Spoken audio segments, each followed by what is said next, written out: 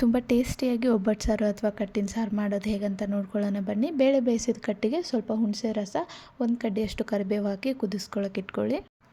ಒಂದು ಬಾಣಲಿಲಿ 2 ಸ್ಪೂನ್ ಎಣ್ಣೆ ಹಾಕ್ಕೊಂಡು ಖಾರಕ್ಕೆ ತಕ್ಕನಷ್ಟು ಮೆಣಸಿನ್ಕಾಯಿ, ಅರ್ಧ ಈರುಳ್ಳಿ, ಸ್ವಲ್ಪ ಬೆಳ್ಳುಳ್ಳಿ, ಸ್ವಲ್ಪ ಕೊತ್ತಂಬರಿ ಸೊಪ್ಪು, ಜೊತೆಗೆ ಒಂದು ಚಕ್ಕೆ, ಒಂದು 3ರಿಂದ 4 ಲವಂಗ, ಮೆಣಸುಕಾಳು, ಜೀರಿಗೆ, ಅರ್ಧ ಇಲ್ಲ 1 ಟೊಮೆಟೊ ಹಾಕಿ ನೀಟಾಗಿ ಕಂದು ಬಣ್ಣ ಬರೋವರೆಗೂ ಹುರಿದ್ಕೊಳ್ಳಿ.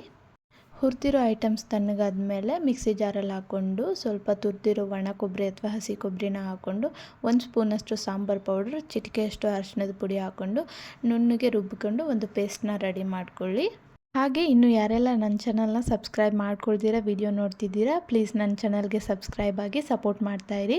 ಇವಾಗ ರುಬ್ಬಿರೋ ಮಸಾಲೆನ ನಾವು ಆಲ್ರೆಡಿ ಕುದಿಯೋಕ್ಕಿಟ್ಟಿರೋ ಬೇಳೆ ಕಟ್ಟಿನ ಜೊತೆ ಸೇರಿಸ್ಕೊಂಡು ಒಂಚೂರು ಗಂಟಿಲ್ದಿರೋ ಹಾಗೆ ನೀಟಾಗಿ ಮಿಕ್ಸ್ ಮಾಡ್ಕೊಳ್ಳಿ. ಅದ್ರ ಜೊತೆಗೇ ನಾವು ಒಬ್ಬಟ್ಕಂತ ರೆಡಿ ಮಾಡ್ಕೊಂಡಿರೋ ಹೂರಣ ಏನಿರುತ್ತೆ ಅದು ಕೂಡ ಒಂದು ಮುಷ್ಟಿಯಷ್ಟು ಹಾಕಿ ನೀಟಾಗಿ ಮಿಕ್ಸ್ ಮಾಡಿಕೊಂಡು ರುಚಿಗೆ ತಕ್ಕಷ್ಟು ಉಪ್ಪನ್ನ ಹಾಕ್ಕೊಂಡು ಒಂದು 2ರಿಂದ 3 ನಿಮಿಷ ಕೈ ಆಡಿಸ್ದಿರ ಕುದಿಯೋಕ್ಕೆ ಬಿಡಿ. ಒಂದು ಸಾರಿ ಅದು ಕುದಿಯೋಕ್ಕೆ ಸ್ಟಾರ್ಟ್ ಆದಮೇಲೆ ನಾವು ಮಾಮೂಲಿ ಒಗ್ಗರಣೆ ಕೊಡ್ತೀವಲ್ಲ, ಅದೇ ಒಗ್ಗರಣೆನ ಸಾಸಿವೆ, ಜೀರಿಗೆ, ಮೆಣಸು ಹಾಕಿ ಒಗ್ಗರಣೆ ಕೊಟ್ಕೊಂಡು ಒಂದು 2ರಿಂದ 3 ನಿಮಿಷ ಕುದಿಸಿದ್ರೆ ಬೇಳೆ ಸಾರು ರೆಡಿ.